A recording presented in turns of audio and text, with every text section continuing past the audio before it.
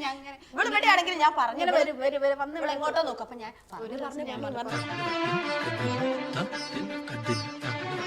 ചേച്ചിയുടെ ബാക്കി കഴിവുകൾ ക്ലാസ്സിൽ പിള്ളേരെ വഴക്കൊക്കെ പറയോ? തല്ലോ?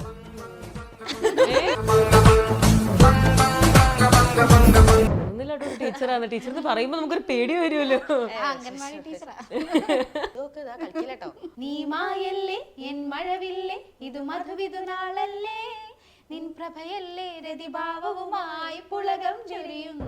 എനിക്ക് ഭയങ്കര സപ്പോർട്ടല്ലേ എല്ലാവരും? ഭയങ്കര സപ്പോർട്ട്. അതുകൊണ്ടാണ് എനിക്ക് ഇങ്ങനെ ഷെഡ്യൂളൊക്കെ വരാൻ പറ്റുന്നത്. സിനിമയൊക്കെ ഭയങ്കര ആഗ്രഹമുള്ള ആളായിരുന്നു. ജൂനിയർ ആർട്ടിസ്റ്റ് ആയിട്ടൊക്കെ കുറെ പോയിട്ടുണ്ടായിരുന്നു. പക്ഷെ ഒന്നും ആയില്ല.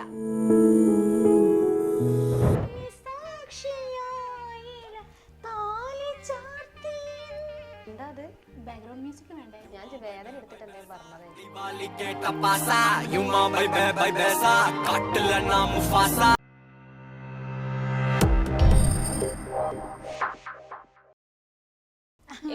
ഏറ്റവും കൂടുതൽ ഹാപ്പി ആവുന്ന കാര്യം എന്താ? ഹാപ്പി ആക്കുന്ന കാര്യം എന്താ നിങ്ങളെ?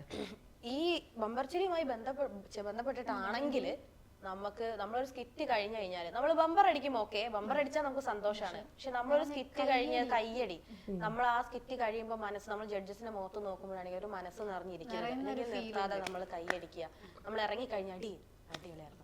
ഇങ്ങനെ ഒരു സ്ഥലം നമുക്കൊരു തൃപ്തി വരാനുള്ള ഒരു സ്കിറ്റ്. ചില സ്കിറ്റ് കളിച്ചാൽ നമുക്ക് ബമ്പർ അടിക്കും, പക്ഷെ ഞങ്ങൾക്ക് ഒരു തൃപ്തി ഉണ്ടാവില്ല. ഞങ്ങൾക്ക് തന്നെ തോന്നും. പക്ഷെ ചില സ്കിറ്റുകൾ കഴിഞ്ഞ് കഴിഞ്ഞാൽ നമുക്കൊരു തൃപ്തി വരും. നമ്മള് കലക്കി എന്നുള്ള സാധനം. എന്റെ ഏറ്റവും കൂടുതൽ ഇമോഷണൽ ആരാ നിങ്ങളുടെ കൂട്ടത്തില് രണ്ടുപേരില്? രണ്ട് രീതിയിലായിരിക്കും. ഞാൻ ഒരുപാട് സന്തോഷം വന്നാൽ കരയും, സങ്കടം വന്നാൽ കരയും. നമുക്ക് ഇഷ്ടപ്പെട്ട ആളുകളിൽ എന്തെങ്കിലും പറഞ്ഞാൽ അങ്ങനെയൊക്കെ പെട്ടെന്ന് ഞാൻ പിണങ്ങുന്ന ആളാണ്. ഞാൻ പെട്ടെന്ന് പെട്ടെന്ന് ആളുകളെ ആയിട്ട് അടുക്കും. അടുത്ത് കഴിഞ്ഞാൽ പിന്നെ ഞാൻ പെട്ടെന്ന് ഓരോ ഭയങ്കര അതാണെന്ന് പറഞ്ഞിട്ട് ഉള്ളിലേക്ക് കൊണ്ടുകൊടുക്കും. അപ്പൊ അങ്ങനെയുള്ള ആളുകൾ എന്തെങ്കിലും ചെയ്താൽ എനിക്ക് വിഷമം. പക്ഷെ പഴയ ഞാൻ കുറെ മാറി. പണ്ടൊക്കെ ഞാൻ പെട്ടെന്ന് എന്റെ ഫ്രണ്ടാണ്, എന്റെ മാത്രമാണെന്ന് വെച്ചിട്ട് അങ്ങനെ അതുണ്ടായിരുന്നു. അപ്പൊ ഞാൻ കുറെ മാറി. ഇതിലൊന്നും കാര്യമില്ലെന്ന് മനസ്സിലായപ്പോ കുറെ മാറി. ഇപ്പൊ ഈ ഇന്റർവ്യൂ കഴിയുമ്പോഴത്തേക്ക് എന്തായാലും ചോദിച്ചു ഏറ്റവും ഇഷ്ടം തന്നെ ആയിരിക്കും. പിന്നെ അപ്പൊ എന്ത് ചെയ്യും? നാളെ എനിക്ക് കൊട്ടേഷൻ കൊടുക്കുന്നു. വിഷയങ്ങളൊക്കെ എനിക്ക് ഉണ്ടാവാറുണ്ട്. ചേച്ചിയുടെ എന്താ ഭയങ്കര വീക്ക് പോയിന്റ്? പെട്ടെന്ന് കരയുന്ന ആളാ. പെട്ടെന്ന് കരയും ഞാൻ. ഭയങ്കര ഇമോഷണൽ ആണ്. ഇവളോട് ചോദിച്ചാൽ തന്നെ അറിയാം. എന്തെങ്കിലും ചെറിയൊരു കാര്യം ഉണ്ടെങ്കിൽ ഞാൻ കരയും പെട്ടെന്ന്. നിങ്ങളെ വഴക്കിടുവോ? മിണ്ടാതിരിക്കും, പിണങ്ങിയിരിക്കും. എങ്ങനെ ഏറ്റവും കൂടുതൽ എന്താ വഴക്കിടുന്ന മെയിൻ ഒരു കാര്യം എന്താ? ഒന്ന് വാങ്ങുന്നുണ്ടോ? ഞാൻ ചെറിയ ചെറിയ ചെറിയ ദൃശ്യേച്ചിയിൽ ഏറ്റവും ദേഷ്യം വരുന്ന കാര്യം എന്താ? ഇപ്പൊ ഇറിറ്റേറ്റിംഗോ ഈ ദേഷ്യം വരുന്നത് ദേഷ്യം വരും. ചെറിയ കാര്യമൊക്കെ ഇപ്പൊ ഞാൻ ഒരാളടുത്ത് സംസാരിക്കോ അങ്ങനെ എന്തെങ്കിലും ചെയ്തെന്ന് വിചാരിച്ചോ, അപ്പൊ പിന്നെ എന്തിനാ അവരടുത്ത് സംസാരിച്ച അതുവരല്ലേ, എനിക്ക് അവരെ ഇഷ്ടമല്ല, ആയിക്കോട്ടെ, പക്ഷെ നമുക്ക് സംസാരിക്കാണ്ടിരിക്കാൻ പറ്റൂല, അതിനോട് പിണങ്ങിപ്പോ. എനിക്ക് ഭയങ്കര പോസിറ്റീവ് ഉള്ളൊരു ഭയങ്കര ഇഷ്ടമുള്ള ഒരാളാണ്. ഓക്കെ, തിരിച്ച് ജോസേച്ചിന് എന്താ ദേഷ്യം വരാ? ദേഷ്യോ അതൊക്കെ മെയിൻ പ്രശ്നമാണ്. ഇവളിപ്പോ ഒരു നാലാള് കൂടി ഇരിക്കുന്നിടത്താണെങ്കിൽ ഇവള് കാണാൻ ചിലപ്പോ ഒറ്റയ്ക്ക് ഫോൺ വെച്ചിട്ടുണ്ട്. കാരണം ഇവക്ക് പെട്ടെന്ന് ഇവള് ഇതിനകത്ത് ഒരു സാധനത്തിലേക്ക് ഇങ്ങനെ ഞാൻ ഈ ബാക്കി നാലെണ്ണത്തെ ശ്രദ്ധിക്കുന്നുണ്ടാവും. ഇവള് ഇതിനകത്ത് ഞാൻ പറയുമ്പോ എനിക്ക് തീരെ ഇഷ്ടമായ സാധനം ഞാൻ എന്തെങ്കിലും പറയുന്ന നമ്മൾ ശ്രദ്ധിക്കാണ്ടക്കുന്നത്. അതെന്തുകൊണ്ടാ? ടീച്ചർ ആയതുകൊണ്ടാ. അറിയോ, നമ്മളിപ്പോ ക്ലാസ്സിൽ ഇത്രയും പറഞ്ഞു കൊടുക്കുമ്പോ ബാക്കിലേക്ക് ഏതെങ്കിലും ഒന്ന് ശ്രദ്ധിച്ചില്ലേ മനസ്സിലാവും. ഇങ്ങനെ നോക്കിക്കൊണ്ടിരിക്കും. ഒന്ന് ചിലപ്പോ ഇങ്ങനെ നിന്നാൽ എനിക്കത് ഭയങ്കര ബുദ്ധിമുട്ടാ. അറിയോ, ഞാനിങ്ങനെ പറയാനിങ്ങനെ സംസാരിക്കണം. ഇവിടെയാണെങ്കിൽ ഞാൻ പറഞ്ഞു എങ്ങോട്ടോ നോക്കും. അപ്പൊ ഞാൻ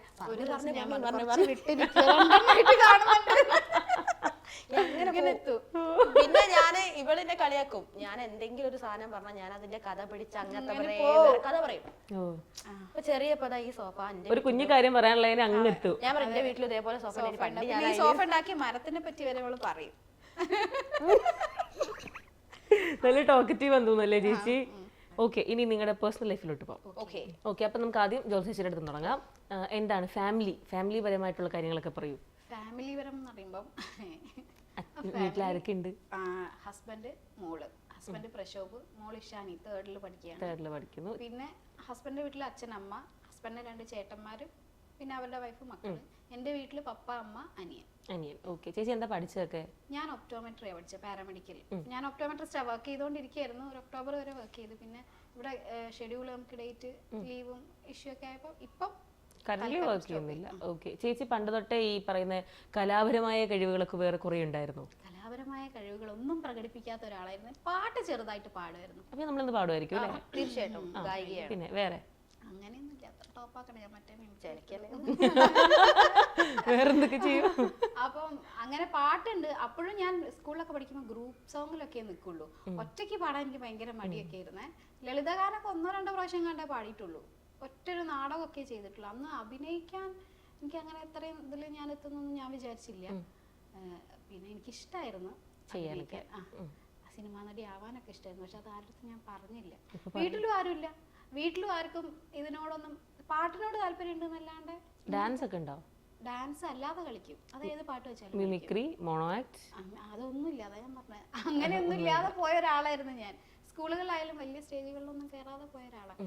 ഇതാണ് എന്റെ ഫസ്റ്റ് സ്റ്റേജ്. ഇവിടെയാണ് അതെ, അഭിനയം ഞാൻ മെയിൻ ആയിട്ട് ചെയ്യുന്നത് ഇവിടെ. ഓക്കെ. ചേച്ചി അപ്പൊ എങ്ങനെയാണ് ഇങ്ങോട്ട് വരാനുള്ള ഒരു കോൺഫിഡൻസ് കിട്ടിയത്? ഇങ്ങനെ ഒരു ബാക്ക്ഗ്രൗണ്ട് ഒന്നുമില്ല, നേരെ ചാനലിലേക്ക് നമുക്ക് പോകാന്നൊക്കെ ഉള്ളത് പ്രോഗ്രാമിന്റെ തന്നെ പ്രത്യേകതയാ. ഞങ്ങള് എനിക്ക് തോന്നുന്നു കോവിഡ് ടൈമിലാണ് ഇത് സ്റ്റാർട്ട് ചെയ്യുന്നത്. അപ്പം വരുമ്പം ഇവരൊക്കെ വന്നാലും വീട്ടമ്മമാര്, ചെറിയ മക്കള് 3 മുതൽ 4 വയസ്സായ മക്കളൊക്കെ വരുമ്പോ പ്രായമായൊരു 70 വയസ്സുള്ളവരൊക്കെ വരുന്നത്. അപ്പം നമുക്ക് ചെയ്ത് നോക്കിയാലോ എന്നുള്ളതാണ്. അപ്പൊ മോളൊരു ഫാൻസിന്റെ വീഡിയോ എടുത്ത് അയച്ച സമയത്ത് മോളെ വിളിച്ചു അങ്ങോട്ട്. മോള് പറഞ്ഞ് മോക്ക് വീഡിയോ കോൾ ചെയ്ത സമയത്ത് കോവിഡിന്റെ ടൈം ആയതുകൊണ്ട് നേരിട്ടല്ലായിരുന്നു റൂമിങ്, വീഡിയോ കോൾ ചെയ്തിട്ടാ അത് ചെയ്ത സമയത്ത് മോള് കരഞ്ഞു. അപ്പൊ പിന്നെ വിളിച്ചില്ല. അപ്പൊ എനിക്ക് പിന്നെ വാശിയായി, അവിടെ എങ്ങനെയെങ്കിലും എത്തണം, മോളല്ലെങ്കിൽ എനിക്കെങ്കിലും എത്തണം എന്ന് വിചാരിച്ചു. മോളെത്തിക്കണം എന്നായിരുന്നു. പിന്നെ ഞാൻ വീഡിയോസ് അയക്കാൻ വേണ്ടി കുറേ പേരെടുത്ത് തപ്പി. അങ്ങനെ എൻ്റെ ഒരു കസിൻ്റെ വൈഫ് ഒരു കല്യാണം കഴിച്ച സമയത്ത് ഞാൻ ചോദിച്ചതാ വെറുതെ. അങ്ങനെയാണ് ഞങ്ങൾ പോകുന്നത്. ഞങ്ങൾ ഒരുമിച്ച് 8 സ്കിറ്റ് എങ്ങാണ്ട് ചെയ്തിട്ടുണ്ട് സീസൺ ഫസ്റ്റില്. അതിൽ പക്ഷെ കുറേ എണ്ണൊന്നും ശ്രദ്ധിക്കപ്പെട്ടില്ല. 1-2 ഒക്കെ മാത്രമേ ശ്രദ്ധിക്കപ്പെട്ടുള്ളൂ. അപ്പൊ നമുക്ക് അന്ന് വളർന്നു വരുന്നേ ഉള്ളായിരുന്നു. ദൃശ്യേച്ചി വേണമായിരുന്നു നമുക്ക്. അതെ. പിന്നെ ദൃശ്യയുടെ കൂടെ വന്ന കണ്ണു നിറഞ്ഞു. കുത്തി കരയിപ്പിക്കണം. തരാന്ന് പറഞ്ഞ ദൃശ്യയുടെ കൂടെ കൂടിയപ്പോഴാണ് ശരിക്കും നമുക്ക്. ഓക്കെ. ഇനി ഇങ്ങോട്ട് എന്താണ് നമ്മുടെ വീട്ടിലാരൊക്കെ ഉണ്ട് ചേച്ചിയുടെ? എന്റെ വീട്ടില്, എന്റെ സ്വന്തം വീട്ടില് എന്റെ അച്ഛൻ, അമ്മ. അച്ഛന്റെ പേര് പ്രകാശൻ, അമ്മേന്റെ പേര് പ്രഭ. പിന്നെ ഒരു ചേച്ചി ഉണ്ട്, ദീപ്തി. കല്യാണം കഴിച്ചതാണ്. വിനിത്ത് ഏട്ടന്റെ പേര്. ഒരു മോനുണ്ട്, ശിവ. ഇനി ഹസ്ബൻഡ് രണ്ടുപേരും പ്രായമാണല്ലോ. ഞാൻ വിചാരിച്ചു മക്കൾ ഇങ്ങനെ അമ്മയുടെ അച്ഛന്റെയും പേര് പറഞ്ഞിട്ട് പേര് ഞാൻ വെയിറ്റ് ചെയ്തിരിക്കുകയായിരുന്നു. ബന്ധമില്ല. ഓക്കെ, സെറ്റാണ്. അത് കഴിഞ്ഞ് എന്റെ ഇവിടെ ഹസ്ബൻഡിന്റെ വീട്ടിലാണെങ്കിൽ അച്ഛനുണ്ട്, അമ്മ ഉണ്ട്. അച്ഛൻ മോഹൻദാസ്, അമ്മ അനിത. പിന്നെ ഹസ്ബൻഡിന് ഒരു പെങ്ങളുണ്ട്, ഐശ്വര്യ. ഒരു മോനുണ്ട്, സൂര്യകിരൺ. പിന്നെ ഹസ്ബൻഡിന്റെ പേര് അഖിൽദാസ്. പിന്നെ എനിക്കൊരു ചെറിയ മോനുണ്ട്, 3 വയസ്സാകാൻ പോകുന്നു. ഏകാൻഷ് പേര്. കേശു എന്ന് വിളിക്കും. ഏകാൻഷ്. നല്ല പേരല്ലേ? അങ്ങനെ ഒരു മോനാത്. ഇവനെയും കൊണ്ടാണ് ഞങ്ങൾ പോകുന്നത്, ബമ്പർശ്ശേരിയിൽ പോകുന്നത്, സ്റ്റുഡിയോയിൽ.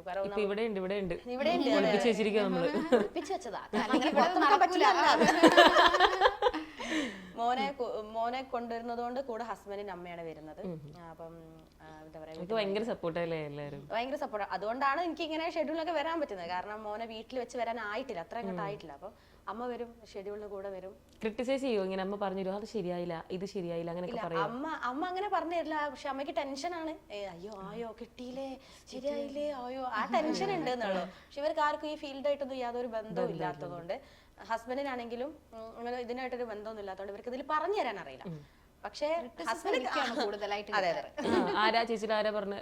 ഹസ്ബൻഡ് ചെറിയ മിമിക്രിയും കാര്യങ്ങളൊക്കെ ആയിട്ട് നേരത്തെ ഉണ്ടായിരുന്ന ആളാണ്. പറഞ്ഞു അത് അങ്ങനെ വേണ്ട, ഇങ്ങനെ വേണം, അങ്ങനെ ചെയ്തൂടെ, അല്ലെങ്കിൽ അങ്ങനെ ചെയ്തൂടെ പറയും. വീട്ടിൽ നിന്നും പറയും. വീട്ടിൽ നിന്ന് ഇതുമായിട്ടൊന്നും ബന്ധമില്ലെങ്കിലും നല്ല ക്രിട്ടിസൈസ് ചെയ്യും. നല്ലപോലെ പറഞ്ഞു വീട്ടിൽ നിന്ന് പറയും. പിന്നെ ഇവിടെ അല്ലാതെ പിന്നെ അച്ഛൻ പറയും. എന്റെ അച്ഛൻ പറയും.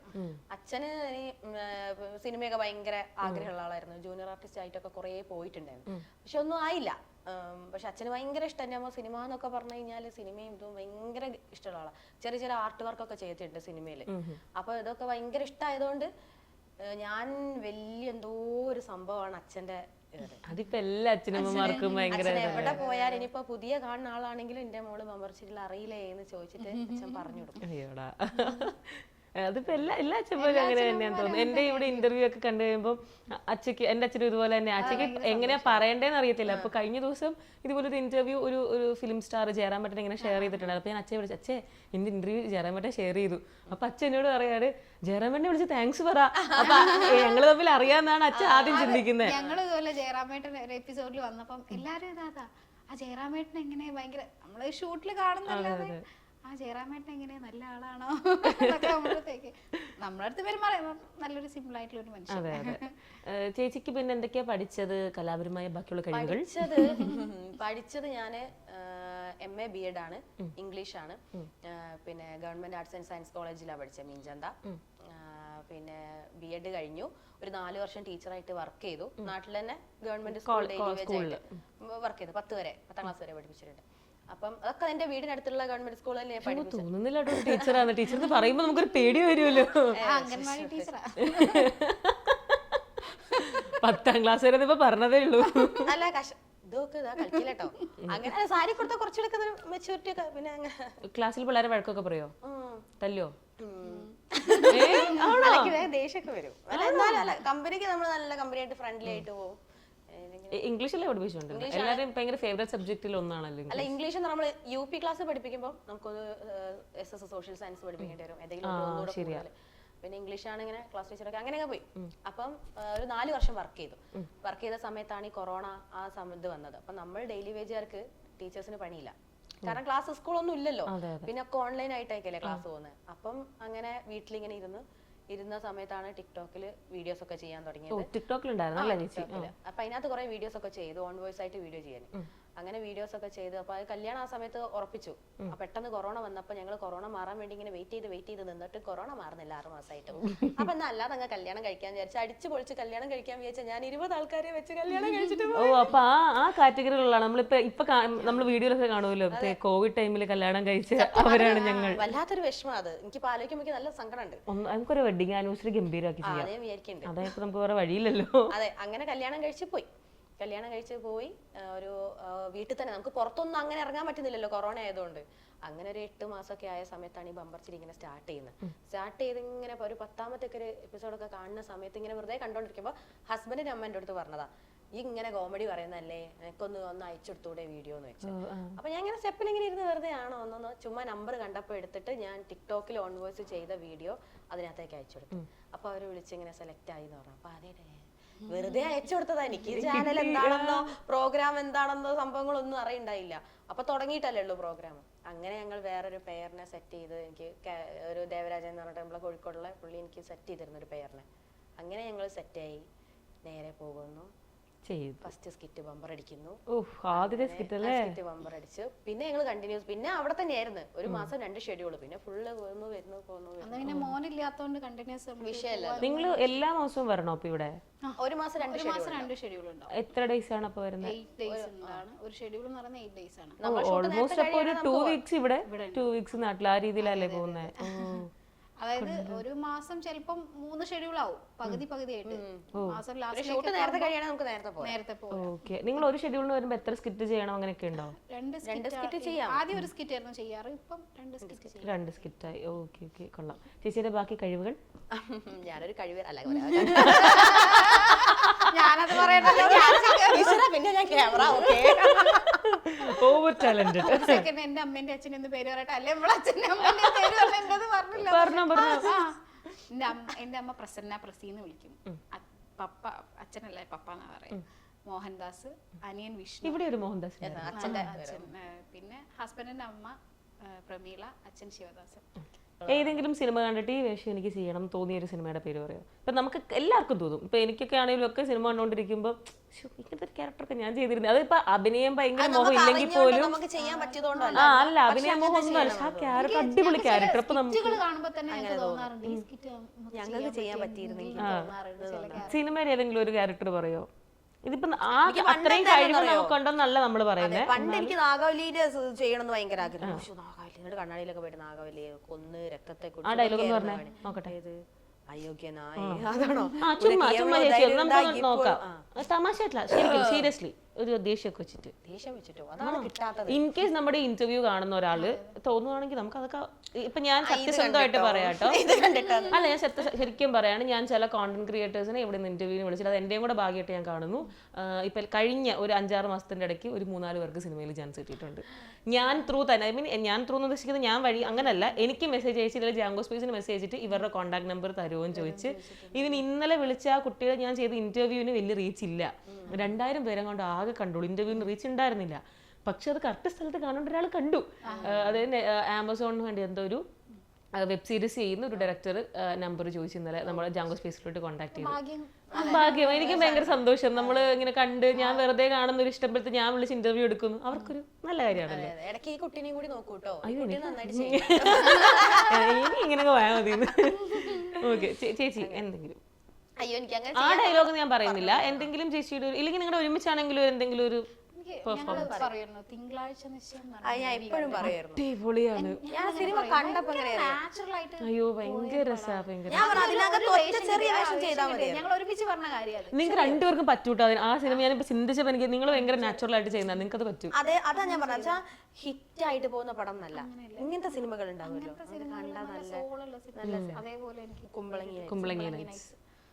കുമ്പളങ്ങി നൈറ്റ്സ് എനിക്കൊന്ന് മഹേഷിന്റെ പ്രതികാരം, ഇതുപോലത്തെ കുറച്ച് സാധനങ്ങളൊക്കെ രസമാണ്. നിങ്ങൾ ഇങ്ങനെ ആര് കൂടുതൽ കുറ്റം പറയുന്നവരെ ഇങ്ങനെ രണ്ട് പെമ്പിള്ളേർ കൂടുമ്പോൾ അവരുടെ അതെ അതിൽ ഞാൻ ഉദ്ദേശിച്ച നമ്മൾ ട്രെയിനിലൊക്കെ പോകുമ്പോൾ അവളെ കൊണ്ട് അങ്ങനെയൊക്കെ പറയുന്ന സാധനം ഇല്ലേ? ഇഷ്ടം. ഞാൻ മറ്റേ റീല് പറഞ്ഞ പോലെ ബ്ലൂടൂത്ത് കണക്റ്റഡ് അതെ അതുണ്ട്. വെറുതെ അത് നോക്കിയിട്ട് ഇങ്ങനെ കാണിച്ചു കൊടുത്താൽ മതി, കിട്ടിക്കോളും. എന്താ ഉദ്ദേശിച്ചത് കിട്ടിക്കോളും. ഒരാളെ കണ്ടു കഴിഞ്ഞാൽ ഒരേ സമയത്തായിരിക്കും അപ്പോഴേ കിട്ടി. ഓ കൊള്ളാലോ. അപ്പൊ എനിക്കൊരു പാട്ട് പാടി തരുമോ രണ്ടുപേരും കൂടെ? നമുക്കറിയില്ല, ഇവനെ ഇന്ന നാണം കെടുത്തണം ആൾക്കാരായിട്ട്. ഇല്ല നമുക്ക് ഡിവറ്റ് ആക്കാം അല്ലേ? മെയിൽ വോയിസ് പഠിക്കോ? ഞാൻ പറയില്ല അങ്ങനത്തെ മ്യൂസിക് കേട്ടാണ് ഞാൻ ഞാനും അനുരാഗവിലോചനായി അതിലേറെ മോഹിതനായി പടിമേലെ നിൽക്കും ചന്ദ്രനോ തിടുക്കം പല നാളായി താഴെ ഇറങ്ങാൻ ഒരു തിടുക്കം. ഒരേ കഴിഞ്ഞ രണ്ടുപേരും കൂടെ വേണമായിരുന്നു കൂടെ പാട്. ചേച്ചിയും കൂടെ കൊള്ളായിരിക്കും. ക്യൂ ഇട്ട് കൊടുത്ത് ഞാൻ കണ്ട് ക്യൂ ഇട്ട് കൊടുക്കുന്ന കണ്ണുകൊണ്ട് പാട്. രണ്ടുപേരും കൂടെ ഒരു കഴിവങ്ങ് തെളിയിക്കേ.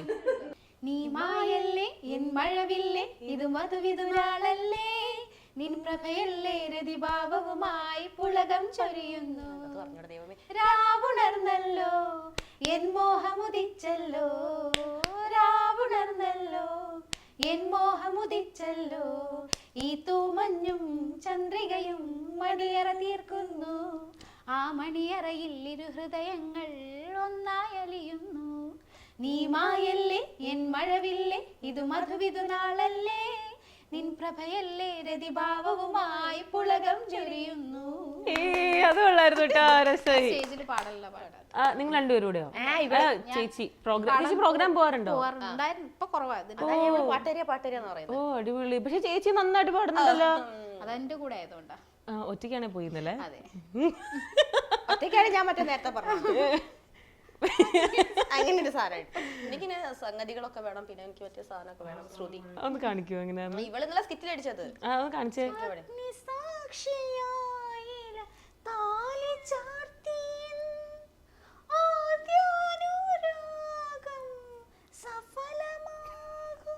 എന്താ അത്? ബാക്ക്ഗ്രൗണ്ട് മ്യൂസിക് വേണ്ടേ? ഞാൻ വേദന എടുത്തിട്ട് എന്തേലും പറഞ്ഞതായിരിക്കും.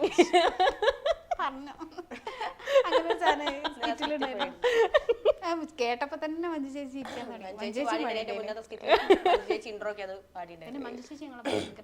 സപ്പോർട്ടല്ലേ? കൊള്ളാം. ഞാൻ ചോദിക്കട്ടെ, ദൃശ്യേച്ചിയുടെ ഫോട്ടോ ചേച്ചിയുടെ ഇൻസ്റ്റയില് ഒരു ഹൈലൈറ്റ് ഇട്ടപ്പോ അത് നായിന്ന് തന്നെയാണ് ഇട്ടിരിക്കുന്നത്. നായിന്ന് തന്നെയാണല്ലേ? ഞങ്ങള് വിളിക്കുന്നത് അങ്ങോട്ടും പറയാൻ പറ്റില്ല. എനിക്കൊന്ന് കോഴിക്കോട് മലപ്പുറം സൈഡിലുള്ളവർക്ക് അറിയാം ഞങ്ങള്. ഞങ്ങള് സ്നേഹത്തോടെ വിളിക്കുന്നതാ അത്. ചിലർക്ക് കേട്ടാ അത് ഭയങ്കര ഒരു ഞാൻ ആലപ്പുഴയാ, അപ്പൊ നമുക്ക് അവിടെ നായി അങ്ങനെ ആരും പട്ടിക്ക് പട്ടി അത്രേ ഉള്ളൂ. ഇതെന്താ ഇത് സ്നേഹമുള്ള അതായത് ഞങ്ങൾ നോർമലി ഇങ്ങനെ പറയാം പോ നായി ഇവിടുന്ന് നായിനെ കൊണ്ട് മൊത്തത്തിലൊരു നായി ഉണ്ടല്ലേ എല്ലാത്തിലും. എനിക്ക് കോഴിക്കോടിലെ കുറച്ച് ടിപ്പിക്കൽ സ്ലാങ് പറഞ്ഞു, ഞാൻ ആലപ്പുഴയിലും പറയാം. ഐ മീൻ വേർഡ്സ് നമ്മള് പറയുന്നത് നിങ്ങള് മൊയന്ത് എന്ന് പറയും. ജയറാമേട്ടൻ കാളിദാസൻ വന്നപ്പോ മൊയന്താന്ന് പറഞ്ഞു. ആ ശരി, ഞാൻ കണ്ടായിരുന്നു ആ വീഡിയോ. പൊട്ടൻ അതായത് പൊട്ടൻസ് അങ്ങനെയാണ് നമ്മള് വിവരക്കേട് ഒരു പൊതിലാത്ത എന്നൊക്കെ പറയുന്നത്. ഓക്കെ. പിന്നെ സാധനങ്ങളുടെ ഒക്കെ പേര് എന്തൊക്കെയാ? എന്തെങ്കിലും വെറൈറ്റി ഉണ്ടോ നിങ്ങക്ക് അവിടെ? പപ്പായക്ക് എന്താ പറയാ? കർമൂസ. ഞങ്ങക്ക് പപ്പരക്ക. കേട്ടിട്ടുണ്ട് ഇവര് പറയുന്നത്. ഞങ്ങക്ക് പപ്പരക്ക. ഞാൻ ഏറ്റവും കൂടുതൽ കേട്ട വെറൈറ്റി പേരുകളൊക്കെ ആയിരുന്നു പപ്പായ, പിന്നെ ഹൗസ് വാമിങ്, കുറ്റൂശ. ഞാനത് ഈ അടുത്ത് കേട്ടു കണ്ണൂർ ഒരു ഇന്റർവ്യൂവിന് പോയപ്പോ. ഞങ്ങളെ മലപ്പുറം ബോർഡർ ഹസ്ബൻഡിന്റെ അവിടെ കുറ്റൂശയല്ല കുറ്റൂസ. ഞങ്ങൾക്ക് എന്താ നിങ്ങൾ കേട്ടിട്ടുണ്ടാവാനേ സാധ്യതയില്ല ചിലപ്പോ ഞാൻ പറയാൻ പോകുന്ന കാര്യം. എവിടെ പറഞ്ഞാലും ആരും കേട്ടിട്ടില്ല. പെരവാസ്തുലി. പെരവാസ്തുലി ഞാൻ ഇങ്ങനെ വീഡിയോസിലൊക്കെ അവിടെ പോവാണ്ടെന്ന് പറയാൻ എന്താ ചെയ്യലേ? പെരവാസ്തുലിക്ക് പോകാനുണ്ടെന്ന് അങ്ങനെ പറയാൻ വേറെ എന്തെങ്കിലും സാധനങ്ങളുടെ ഉണ്ടോ വെറൈറ്റി? പിന്നെ വേറെന്താ നമ്മള് പറഞ്ഞോണ്ടിരിക്കും. നമ്മള് സംസാരിക്കുന്ന ഓരോ സാധനങ്ങള് ഒന്ന് അവിടുന്ന് പോവോന്നുള്ള പൊയ്ക്കോളി ആയിരുന്നു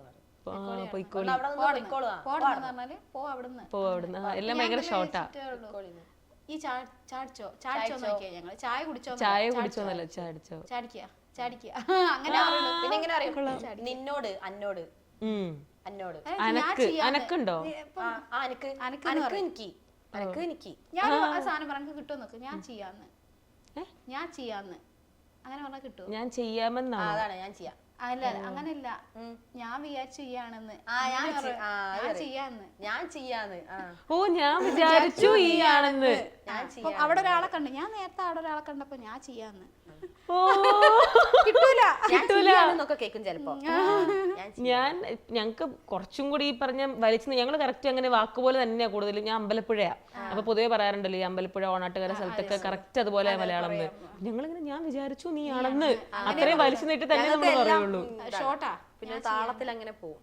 ഞാൻ എനിക്ക് കുറെ കൂടെ ഒക്കെ ഇന്റർവ്യൂ എടുക്കാൻ തുടങ്ങിയതിന് ശേഷം ഇപ്പൊ ഞാൻ പറയുള്ളൂ കേൾക്കുള്ളൂ അങ്ങനെയൊക്കെ. മറ്റേത് പറഞ്ഞിട്ടുള്ളൂ ഇല്ല എല്ലാം അങ്ങനെ തന്നെ ആ വാക്ക് തന്നെ പറയും, വിശദീകരിച്ച് പറയണം. അതേമാതിരി ഈ പറയലിന്റെ അത് പറയാൻ പറ്റില്ല. ഞങ്ങള് പറയുന്നത് തെറിയായിട്ട് ഫീൽ ചെയ്യും കേൾക്കുമ്പോ. നീ പറയാന്ന് പറയില്ലേ നമ്മള്, അത് നമ്മളൊരു നീ മനസ്സിലായി അങ്ങനെ പറയാ. പിന്നെ നമ്മള് മരച്ചീനിക്ക് നമ്മളെ നാട്ടില് മരച്ചീനി കപ്പയാണോ? അതിന് വേറെ പറയുന്ന നാട്ടില് അതൊരു തെറിയാണ്. കൊള്ളി അതൊന്നും അല്ല, ഇത് പറയല്ലേ. അയ്യോ എനിക്കറിയാൻ പാടില്ല, അറിയുന്നവർ കമന്റ് ചെയ്യൂ. അതിന്റെ അടിയിൽ ആ കമന്റ് വരണം. ഞങ്ങളെ സ്കിറ്റ് ഞാൻ കൊള്ളിന്ന് കേട്ടിട്ടുണ്ട്, കപ്പ ഒരു തെറിയാണ്. ഞങ്ങൾക്ക് അറിയില്ലായിരുന്നു. ഞങ്ങളിവിടെ വരുമ്പോഴേ ട്രിവാൻഡ്രം ആ സൈഡിലേക്കൊക്കെയാണ്. വേറെ ട്രിവാൻഡ്രത്തൊക്കെ വരുമ്പോഴാണ് ഞങ്ങള് അവിടെ സ്റ്റുഡിയോയിലൊക്കെ പോയിട്ട് സാധനം പറഞ്ഞവര് ഞെട്ടിയൊക്കെ നോക്കുന്നു. ഓക്കെ, എന്തായാലും കൊള്ളാം. നിങ്ങൾ രണ്ടുപേരും ഭയങ്കര അടിപൊളിയാണ്, എനിക്ക് ഇഷ്ടപ്പെട്ടു. എന്തും നിങ്ങളിപ്പോൾ ഈ 4 വർഷം എന്ന് പറഞ്ഞൊരു ഫ്രണ്ട്ഷിപ്പ് ഇതുപോലെ തന്നെ ലൈഫ് ലോങ് പോകാൻ പറ്റട്ടെ. നിങ്ങളുടെ സ്കിറ്റുകൾ ഇനി ഇങ്ങനെ അടിച്ചടിച്ച് പോയിട്ട് എല്ലാത്തിലും ഉപരി നല്ല സിനിമയിൽ നിങ്ങൾക്ക് നല്ല വേഷങ്ങളൊക്കെ ചെയ്യാൻ സാധിക്കട്ടെ. നമുക്ക് ഇത്രയും നേരം സംസാരിച്ചാലും ഈ അടിപൊളിയാണ്. നേരത്തെ പറഞ്ഞപ്പോൾ ഡയറക്ടേഴ്സ് നമ്മൾ ഇന്റർവ്യൂ ഇരിക്കുന്ന ആളുകളല്ലാതെ ഇന്റർവ്യൂ ചെയ്യുന്ന കുട്ടീനെയും കൂടി ശ്രദ്ധിക്കും കേട്ടോ. എനിക്ക് അഭിനയിക്കണം എന്നൊക്കെ ഉപരി ഇതുപോലെ നിങ്ങളുടെ മെമ്പർ സീരിയലൊക്കെ പോലെ ഏതെങ്കിലും ചാനൽസിലൊക്കെ ഒന്ന് ആങ്കർ ചെയ്യാൻ കാരണം അതൊക്കെയാണ് ആഗ്രഹം. അതൊക്കെ നടക്കട്ടെ. അങ്ങനെയുള്ള ആളുകൾ കണ്ടാലും മതി. അപ്പൊ ഞങ്ങളെയും കൂടി ഒന്ന് സൈഡിൽ കൂടെ അതൊക്കെ. അപ്പൊ എന്തായാലും എല്ലാം അടിപൊളിയായിട്ട് വരട്ടെ ചേച്ചി. Thanks for joining. Thank you so much. ഞങ്ങളല്ലേ താങ്ക്സ് പറയട്ടെ.